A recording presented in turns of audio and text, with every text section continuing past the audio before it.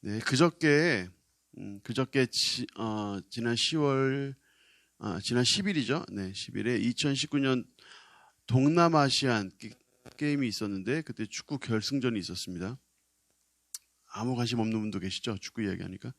네, 한번 들어보세요. 인도네시아하고 베트남하고 붙었는데 결승전에서 박항서 감독이 이끄는 베트남이 결승전에서 금메달을 거머쥐었습니다. 1959년을 마지막으로 금메달을 딴 적이 없었대요. 60년 만에 금메달이라 해서 뭐 베트남 난리가 났습니다. 경기가 딱 시작이 됐는데 베트남이 전반전에 선취골을 넣고 뭐 초반부터 사실 베트남이 물론 인도네시아도 잘했어요. 인도네시아는 계속 이 동남아시아 쪽에서는 이제 축구 강자거든요. 그래서 잘했는데 베트남의 투지와 그 조직력, 뭐 수비 이런 걸로 봐서 초반부터 베트남이 이기겠구나 하는 게임이었어요. 누가 봐도. 여하튼 전반전에 선취골 넣고 후반전에 2골을 더 몰아넣어가지고 3대0 이겼어요. 그래서 뭐 무난하게 베트남이 이기겠구나 이런 생각이 들게 하는 그런 경기였는데 3대0으로 이기고 있는데 참 재밌는 장면이 나왔어요. 참 이색적이다 싶었는데 저는 박항서 감독이 퇴장을 당한 거예요. 감독이 퇴장을 당했어요. 감독도 퇴장당합니다. 구단주도 퇴장당할 수 있어요. 그러니까 선수만 퇴장당하는 게 아니에요. 감독이 퇴장당했어요. 왜 퇴장당했냐면 전반 32분이었는데 베트남 선수가 인도네시아 선수에 의해서 발에 걸려 넘어졌어요. 그거 왜 반칙 안 부르냐 이거죠. 그래서 막 경기장 안쪽까지 막 들어가가지고 막 항의를 막 해가지고 그 심판이 레드카드 꺼내버렸어요. 바로. 보통 옐로우 카드 꺼내잖아요. 레드 카드 꺼내버렸어요. 그래서 퇴장 그래가지고 이제 박항서 감독이 퇴장을 당했는데 제가 저는 그 장면을 전체를 보지 못했어요. 하이라이트를 봤는데 아니 3대0으로 이기고 있는데 저렇게까지 할 필요가 있나? 전 이런 생각이 들었어요. 감독 너무 심하다 이런 생각이.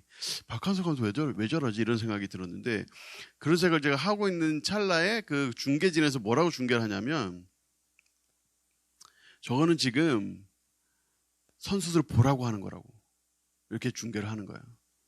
그러니까 중계진이 저거는 선수들이 마지막까지 긴장 늦추지 말고 끝까지 싸우라는 메시지를 선수들에게 던지고 있는 거다.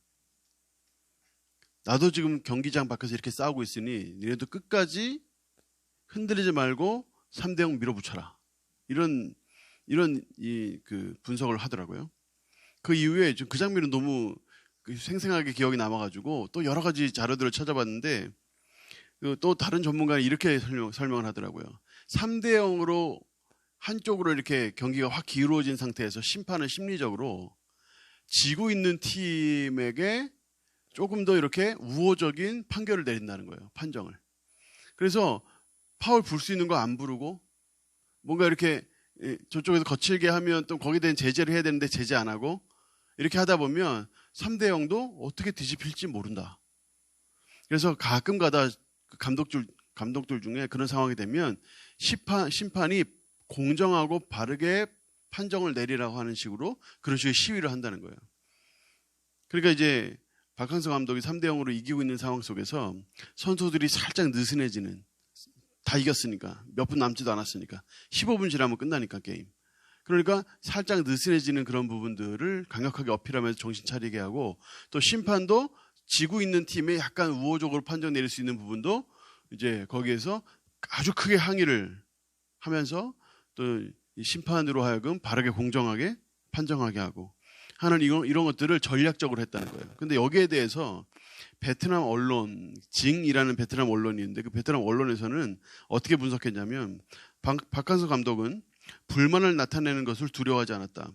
과거에도 박항서 감독은 선수들이 파울을 당할 때마다 심판과 언쟁하는 것을 주저하지 않았다. 그리고 그 다음 표현이 이래요. 이날 경기에서는 마치 새끼를 보호하는 닭과 같았다. 베트남은 그렇게 닭이라고 하는 게 그렇게 욕은 아닌가 봐요. 닭 하면 기분이 딱 안 좋을 것 같은데. 하여튼 그 어미 닭이 새끼를 이렇게 보살피듯이 박항서 감독이 자기 선수를 보호했다는 거예요. 여러분 감독은 경기장에서 못 뜁니다. 선수들을 보내놓고 뒤에서 지시만 해야 돼요. 말만 해야 되거든요. 근데 이번 경기를 보면서 저는 감독도 경기장에서 뛸 수 있구나 이런 생각이 들었어요. 박항서 감독이 선수들과 함께 뛰면서 계속 선수들을 계속 이렇게 인커리지 한다는 것을 이제 그 경기를 통해서 보게 됐어요. 오늘 본문이 굉장히 자극적인 본문이거든요. 자극적으로 느꼈는지 모르겠는데 오늘 본문은 굉장히 자극적입니다. 제가 이 본문을 읽고 내용은 단순한데 이거 어떻게 설명을 해야 되나 고민이 돼가지고 보통 설교를 그냥 혼자 준비하거든요. 대체로. 그래서 제가 찾아갔잖아요. 우리 성조훈련, 우리 교회에서 하는 이제 성조훈련이라고 성경을 따라가는 조직신앙 훈련이 있는데 그 훈련에 이제 강사가 3분 있죠. 저하고 박성원 목사님하고 이성욱 목사님이에요. 근데 이성욱 목사님이 구원론을 강의를 하거든요. 그래서 지금 2년째 강의를 했고 이제 3년째 강의를 하는데 내년에 그래서 제가 이성욱 목사님 찾아갔어요. 찾아가서 이 본문 이야기하면서 마침 이 본문 바로 전 본문을 이제 설교 준비하고 계시더라고요. 그래서 이 본문 이야기하면서 제가 물었어요. 어떻게 설명하면 좋겠는지. 그만큼 저한테는 이 본문이 저한테는 어려웠어요. 자극적이고. 자, 오늘 본문을 보면 정확하게 사람들을 두 부류로 확 나누고 있습니다. 곡식 추수를 당하는 사람과 포도 추수를 당하는 사람. 이렇게 두 부류로 아주 완벽하게 구분을 하고 있어요. 중간지대는 없어요. 근데 14절에 보니까 흰 구름이 있고 그 구름 위에 인자 같은 이가 앉으셨다. 근데 그 머리에 금 면류관을 쓰셨다. 이 이미지는 누가 봐도 예수 그리스도입니다. 누가 봐도. 그러니까 구름 위에 거하신다 하는 이 부분 자체도 하나님의 그 이미지를 그대로 가지고 있고 또 인자 같은 이, 다니엘서 벌써 12장에 벌써 여러 번, 또 요한계시록 안에서도 여러 번 예수 그리스도를 묘사할 때 사용한 방법이기 때문에 누가 봐도 예수 그리스도죠. 그래서 게다가 금 면류관을까지 쓰셨다. 그러면 이제 부활 승천하신 왕이신 우리 예수 그리스도. 근데 예수 그리스도 그 내부적인 이미지로 보나 명백하게 예수 그리스도인데 그 예수 그리스도가 뭘 들고 있냐면 예리한 낫을 들고 계신다는 거예요. 15절에 한 천사가 청원을 합니다. 하나님이여 추수할 때가 되었습니다. 그러니까 그 이야기를 듣고 예수께서 일어나셔서 16절에 보니까 낫을 휘둘려서 추수를 쭉 하세요. 이 본문 마지막 때 보면 이 본문을 보면 이제 선택된 자들에게 이 구원을 행하시는 이제 하나님의 구원 행위를 상징적으로 보여주는 그런 표현된 표현이에요. 근데 반면에 다른 천사가 나타나는데 역시 예리한 낫을 가지고 있습니다. 다른 천사는 송이를 이제 포도를 거두려고 하는데 이제 이 천사가 포도 추수를 합니다. 근데 19절에 보니까 천사가 낫을 땅에 휘둘러서 땅에 포도를 거두는데 그다음 뭐래요? 하나님의 진노의 포도주 틀에 던졌다 그랬어요. 이 포도 추수는 앞에 나왔던 곡식 추수와 좀 달라요. 일단 하나님이 추수하시는 것이 아니고 어떤 천사가 추수를 하는데 진노의 큰 포도주 틀에 던졌다는 거예요. 또 이 진노의 큰 포도주 틀에 던졌다는 것이 딱 보면 이 불신자의 마지막 심판이구나 이렇게 우리가 알 수 있는데 20절에 보니까 성 밖에서 그 틀이 밟힌다. 일단 성 밖에 이 성은 사실 예루살렘 성을 의미하기도 하고 또 천국을 의미하기도 하는데 천국 밖에서 예루살렘 성 선택된 자들의 성 밖에서 그 틀에 밟히는데 그 틀에서 피가 난대요. 그 틀에서 피가 나는데 그 피가 말 굴레까지 닿았고 1600 스타디온까지 퍼졌다. 자, 말 굴레라는 것은 이 말에 굴레를 씌울 때는 전쟁할 때입니다. 전쟁. 그러니까 말 굴레에 닿았다 하는 얘기는 이제 전쟁터에 나갔거나 곧 나갈 준비되고 있는 어떤 전쟁적인 이미지를 보여주는 거예요.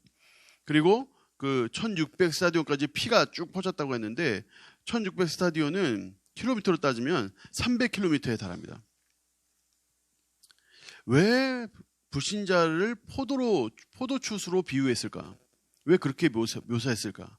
대체로 사실 성경에 나오는 이제 포도는 어떤 이 긍정적인 이미지가 강했거든요. 근데 왜 여기에서 하필이면 불신자의 심판을 포도추수로 이제 비유했을까 하는 건데 바로 이 같은 장 14장의 말씀 때문입니다. 8절 말씀 한번 보시면 14장 8절 또 다른 천사 곧 둘째가 그 뒤를 따라 말하되 무너졌도다 무너졌도다. 큰 성 바벨론이여 모든 나라에게 그의 음행으로 말미암아 자, 진노의 포도주를 먹이던. 자, 이렇게.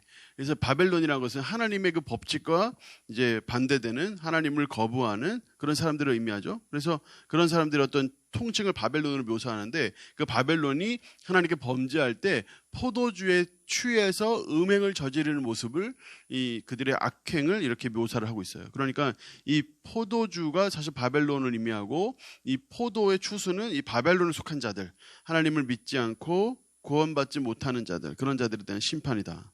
그래서 그 심판의 그 크기가 300km에 달하는데 300km면 이 이스라엘 쪽에서 애굽까지 이르는 아주 넓은 지역을 의미합니다. 그래서 이 넓은 지역에 피가 막 강같이 흐를 정도의 아주 처참할 정도의 심판을 상징하고 있어요. 자, 제가 이 본문을 처음 설명하면서 자극적이라고 했는데 왜 자극적이라고 말씀드렸는지 아시겠죠?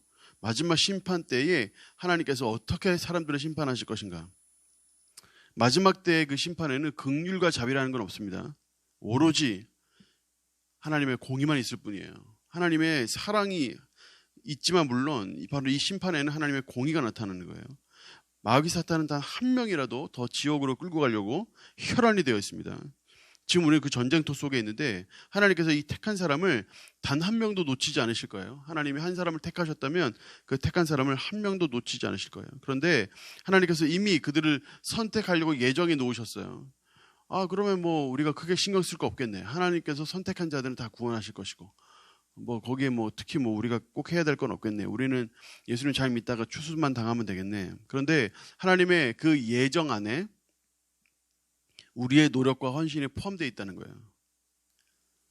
만약에 예정 그랬을 때 하나님께서 예정하신 자들을 구원하시기 때문에 아, 나는 뭐 딱히 전도 안 하거나 뭐 해도 상관없다 이렇게 생각하면 예정론에 반도 모르는 거예요. 하나님께서 누군가를 선택하셨다, 예정하셨다, 그 사람을 구원하실 것이다 하는 그 예정 안에는 우리가 하나님 말씀에 자극받고 영혼을 사랑하는 마음을 하나님께 받아서 그 한 명 한 명에게 어떠한 희생이 있든 어떠한 어려움이 있든 어떠한 면박이 있든 그들에게 복음을 전하는 것까지 포함한 하나님의 예정이 바로 예정이에요. 사도행전 18장 9절에서 10절에 보면 하나님께서 환상 중에 바울에게 나타나십니다. 하나님께서도 밥 먹듯 환상 중에 나타나시는 분은 아니에요. 특별한 어떤 메시지가 있을 때 바울에게 나타나셨는데 바로 그 특별한 메시지를 가지고 하나님께서 나타나 주셨습니다. 사도행전 18장 9절에 10절인데 밤에 주께서 환상 가운데 바울에게 말씀하시되 두려워하지 말며 침묵하지도 말고 말하라. 내가 너와 함께 있음에 어떤 사람도 너를 대적하여 해롭게 할 자가 없을 것이니. 자, 그 다음 말이 중요합니다. 이는 이 성중에 내 백성이 많음이라. 지금 여기가 어디냐면 이제 고린도인데 고린도 가가지고 복음을 전하는데 항상 바울을 반대하는 자들이 있었어요. 어딜 가나 반대하는 자들. 심하게는 돌로 치는 자들이 있었고 실제로 1차 전도여행 루스드라에서는 돌로 침을 받아 거의 죽을 뻔하죠. 물론 성경에 보면 아주 심플하게 기록되어 있어요. 그가 죽은 줄 알고 사람들이 성 밖에 내쳤는데 일어나서 성에 들어갔다가 또 다른 곳으로 이동했다가 다시 그러니까 그 버가 맞나요? 버가로 이동했다가 다시 돌아와서 또 루스드라에 또 복음을 전하는 이런 장면들을 보면 바울이 전혀 뭐 돌로 치든 말든 뭐 전혀 뭐 생각도 안 하는구나 뭐 이렇게 생각할 수 있지만 사실 이 바울에게는 이거 두려운 일이었거든요. 누군가에게 가서 적대받고 또 그들에게 돌로 침까지 받는 것. 그러니까 이제 바울에게도 이와 같은 트라우마가 계속 있으니까 주님께서 이 자리에 나타나셨던 거예요. 그러면서 두려워하지 말고 침묵하지 말고 말하라. 그렇게 말씀하면서 너를 해롭게 할 자가 거기 없고 그 성 중에 믿을 자들이 많다. 내가 예정한 자들이 많다. 그러니까 열심히 복음 전해요. 그렇게 말씀하신 거예요. 그래서 거기에 대한 응답으로 바울이 어떻게 했냐면 1년 6개월을 머물면서 말씀을 전했어요. 1년 6개월. 최장기간입니다. 이때까지. 이후에 더 오래 하기도 해요. 에베소에서. 근데 지금까지 그가 여러 곳에서 복음을 전했는데 가장 오래 머무른 거예요. 1년 6개월. 하나님께서 내가 여기에 예정된 자들이 많다. 그러니까 바울이 아 그렇군요. 그럼 내가 꼭 복음 안 전해도 주님 믿게 하시겠군요 하고 그 자리를 뜬 게 아니라 내가 거기에 예정된 사람이 많다. 선택한 사람들이 많다. 아 그렇군요. 내가 그 선택 안에 있군요 하고 그 안에서 그의 그 예정, 하나님의 그 크신 예정 안에서 복음을 전하는 삶을 1년 6개월이나 거기서 살았다는 거예요. 지금도 이제 동성로나 이렇게 가면 그 구세군 하시는 분들 계시겠죠. 그 윌리엄 부스라는 사람인데 구세군의 창시자입니다. 윌리엄 부스는 1829년에 영국 노팅엄에서 태어났는데 15세 때 신앙을 가지게 됐고 또 17세 때 감리교 목사가 되기로 지원을 하고 신학 공부를 시작을 했어요. 그가 이제 목회를 시작해가지고 열심히 일을 하고 있을 그때, 목사도 되기 전에 열심히 일하고 있을 때, 그때 사역하고 있을 때, 그때 병원에서 이런 말을 들었어요. 이런 병약한 몸으로 계속 목회를 하면 1년 후면 당신은 죽을 것이다. 그러니까 그만 사역을 포기해라. 사역하지 말고 몸 요양이나 해라. 이런 판결을 받습니다.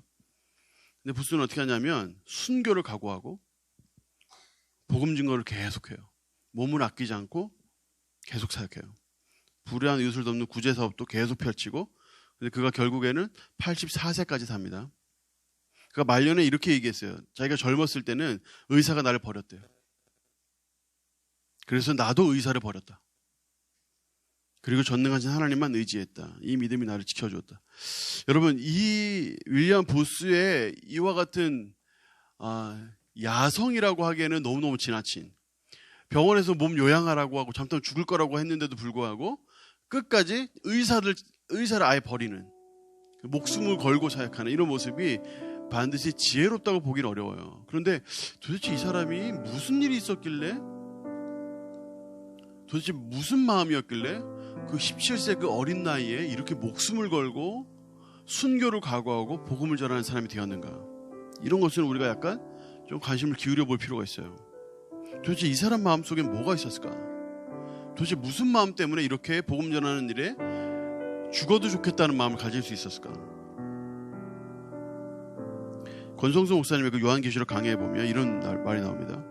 윌리엄 부스가 이렇게 전투적으로 전도에 뛰어들 수 있고 사회운동을 할 수 있는 사람이 될 수 있었던 이유는 어느 불신자 강사가 조롱하는 말을 들었기 때문이라는 거예요. 그가 이렇게 조롱을 했대요. 당신네 그리스도인들은 다골 심판과 회개의 날, 그리고 그 결과로 회개하지 않고 그리스도를 거절하는 자들은 영원히 멸망한다고 믿는다면서. 근데 왜 그래? 만일 내가 그것을 믿는다면 나는 영국 런던 전역을 밤낮으로 깨어진 유리 조각 위에 맨무릎으로 기어다니면서 사람들에게 다가올 진노를 피하라고 내가 말하겠다. 정말 그 심판이 있고 그 심판이 무섭고 그 심판이 예수 그리스도를 믿지 않으면 피할 수 없는 무시무시한 심판이라는 것을 너희가 정말 믿는다면 어떻게 그렇게 행동할 수 있냐? 불신자인 내가 만약에 그것이 진실이라고 믿는다면, 만약에 나라면 나는 깨어진 유리 조각에 맨무릎이라도 막 기어다니면서도 사람들에게 그 진노를 알리겠다. 그렇게 이야기했다는 거예요. 그 이야기를 듣고 윌리엄 부스가 정신을 차리고 전도하기 시작했다는 거예요. 여러분, 저는 오늘 설교 제목을 영원 사랑의 마음을 주시옵소서 하는 제목으로 오늘 제가 설교를 하고 있어요. 저는 지금 사실 우리는 경기장에 있습니다. 이 경기에서 승리를 해야만 영혼을 구원할 수 있어요. 그래서 우리가 실제로 뛰어야 되는 거예요. 그냥 가만히 앉아가지고 그냥 뭐 이렇게 그냥 구경만 하다가 되는 문제가 아니에요. 지금 우리는 경기장 안에 있어요. 우리는 뛰어야 돼요. 뛰어야만, 뛴다고 다 된다는 보장도 없어요. 끝까지 뛰고 분투하고 노력해야 한 영혼을 구할 수 있는 그런 상황 속에 우리는 있어요. 하나님께서는 감독되셔서 우리를 계속 독려하고 계세요. 하나님 말씀으로 여러 가지 은혜로 우리를 독려하고 있죠. 이것이 하나님 뜻이에요. 하나님이 직접 구원에 나서실 수도 있지만 하나님 그렇게 하기를 원치 않으시고 하나님 우리를 통해서 그들을 구원하기로 예정하셨어요. 근데 그렇다고 우리 주님이 뒷짐만 지고 계시냐? 그렇진 않아요. 예수 그리스도 이 땅에 보내주셔서 그 십자가를 통하여 우리로 정신 바짝 차리게 하시죠. 여러분, 나중에 기회가 되면 꼭 한번 그 베트남 선수가 뛰는 경기를 한번 보세요. 여러분, 하이라이트라도 한번 보세요. 정말 정말 열심히 뜁니다. 정말 열심히 뛰어요. 동남아시아 해봐야 사실 월드컵 예선도 겨우 들어갈까 말까 하거든요. 사실 우리나라 축구도 사실 우리가 봤을 때 잘한다고 생각 안 들잖아요, 잘. 그런데 사실 우리보다 실력이 현저히 떨어진 분들이란 말이에요. 전력으로 따지면. 근데 여러분 꼭 한번 보세요. 얼마나 열심히 뛰는지 몰라요. 흥미진진합니다, 게임이. 아우, 저렇게 뛰어도 되나? 이런 생각이 들 정도로 진짜 열심히 뛰어요. 특히 베트남 선수들. 말도 못해요, 진짜. 박항서 감독은 그들의 그 정신을, 몸을 아끼지 않고 뛰는 정신을 베트남 정신 이렇게 불러요. 베트남 정신. 그리고 제가 보기에는 그 베트남 정신에 꽉 차 있는 사람, 그 누구보다 가장 꽉 차 있는 사람은 박항서 감독이에요. 정말 파이팅 있어요, 여러분. 한 경기 한 경기가 정말 파이팅 있어요. 여러분, 우리도 지금 하늘의 경기 중에 있거든요. 지금 한 영혼을 잃을까 말까 하는 이런 안타까운 상황이 있다고요. 우리는 이런 상황 속에서 얼마나 한 영혼을 향하여 파이팅이 있나요?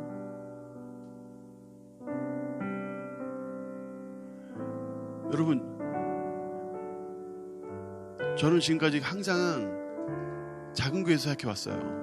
전 동신교회 오기 전에 동신교회 제가 지금 1200명, 1300명 앞에서 제가 설교하지만 그 전에는 9명 앞에서 설교했어요. 9명. 청년 9명 데리고 설교했어요. 그 전에는 14명, 15명 데리고 설교했어요. 그러면 작은 교회에서 한 사람은 얼마나 중요한지 모릅니다.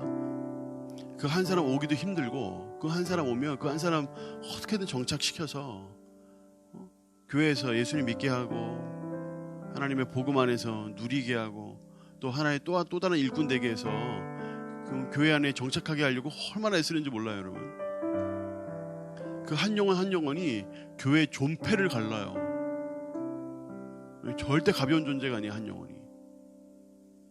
근데 여러분, 대구 동신교회는 그 한 영혼이 그렇게 중요한가요? 여러분의 마음에는 중요한가요? 만약에 우리 안에 그런 한 영혼에 대한 마음이 없으면 우리는 많은 부분에서 귀한 것들을 놓치고 있는 거예요. 내 사랑방에 들어와 있는 한 사람, 내 팀에 들어와 있는 한 사람, 내가 만나고 있고 내가 교제하고 있는 그 한 사람, 그 한 사람이 얼마나 중요한지 몰라요. 그 한 사람 없어도 티도 안 난다고요? 여러분, 그런 소리 하면 큰일 나요.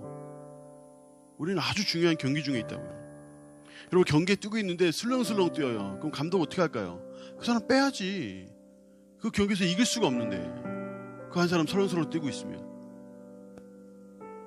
남들은 막 눈에 막 불을 켜고 막 어떻게든 한 골이라도 넣으려고 막 애를 막 쓰고 있는데 어떤 사람은 뭐 골 넣든지 말든지 뭐 벌써 이기고 있는데 뭐 이러면서 슬렁슬렁.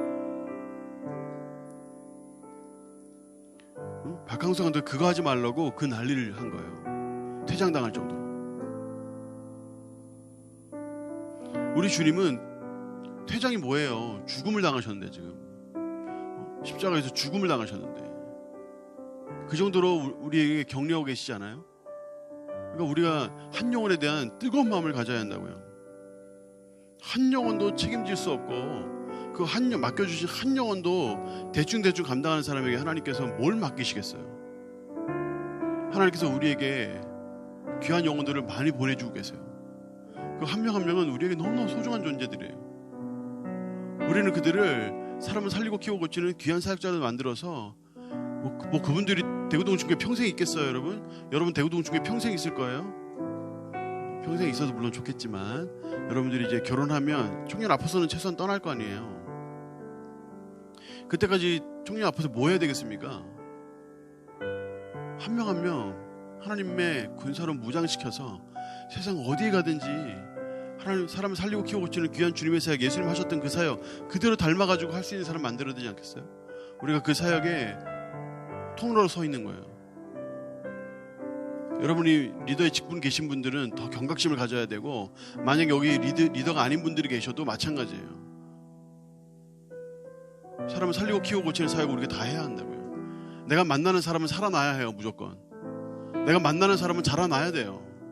내가 만나는 사람은 고침 받아야 돼요.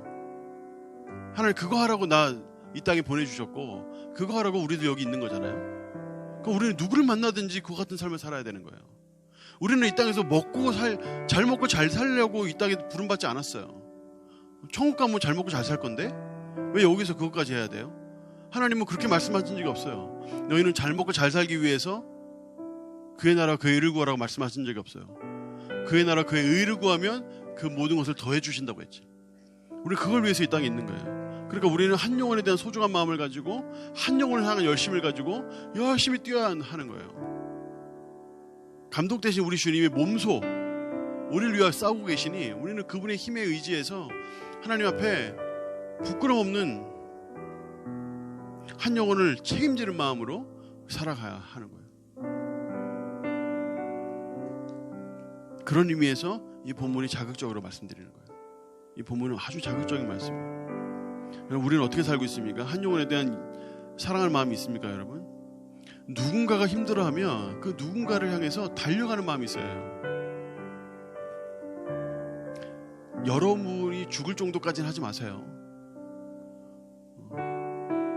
너무 힘들어서 죽을 것 같으면 잠깐 멈춰도 돼요. 그런데 그게 아니라면, 만약에 내가 게을러서 그런 거라면, 별로 그렇게 영혼을 사랑하는 마음이 없다면 우리는 간절히 기도해야 돼요. 우리가 오늘 찬양했던 것처럼 간절히 기도해야 돼요. 주님 마음 내게 주소서. 주님 마음 내게 주소서.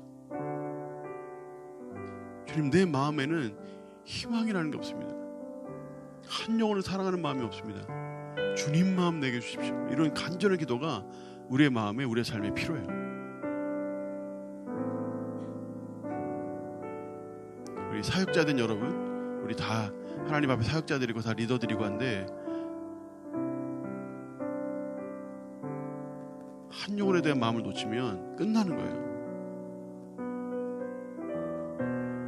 마음을 다하여 하나님 우리에게 한 영혼에 대한 마음 주셔서 한 영혼을 귀하게 여기고 그 한 영혼 하나님 우리 이곳에 보내주셨는데 그들 중에는 삶의 여러 가지 굴곡 속에서 주님 잘 믿다가 떨어져 나가서 허덕이다가 돌아온 애들도 있고, 어려서 자기 친구에게 전도받았는데 그때도 주님 멀리 떠났다가 이제 겨우겨우 한번 교회 다녀볼까 하는 마음이 들어서 온 분도 계시고,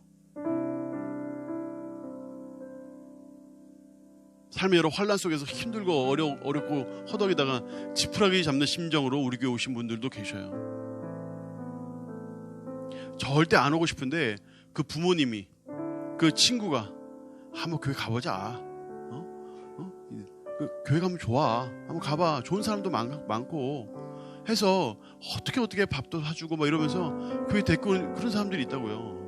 그 사람도 겨울 마음 없었지만 그 누군가는 그 사람 위해서 눈물을 흘리며 기도했다고요. 그런 사람들이 우리 교회에 들어와 있는 거잖아요. 그 한 사람 한 사람을 향한 뜨거운 마음, 그 한 사람 위해서라도 우리 주님이 십자가에 죽으셨을 텐데 그 사람에 대한 뜨거운 마음 우리에게 주시옵소서. 그 한 사람을 위하여 기도하는 마음 주시고 그 한 사람을 어떻게든 건져내는 마음을 우리에게 주시옵소서 하는 이런 마음이 우리에게 필요합니다. 자, 우리 같이 한번 기도하겠는데요. 나는 얼마나 영혼을 사랑하는가, 한 영혼에 대한 마음이 나에게는 얼마나 있는가. 하나님께서 우리를 사용하여 주셔서 한 영혼을 사랑하는 마음을 허락하여 주시옵소서. 주님의 마음을 함께 품게 하여 주시고, 그래서 경쟁에서 최선을 다해 뛰는 선수들처럼 영혼을 향하여 열심히 뛰는 우리가 되게 하여 주시옵소서. 우리 한번 같이 한번 기도합시다. 기도하겠습니다. 은혜로우신 하나님,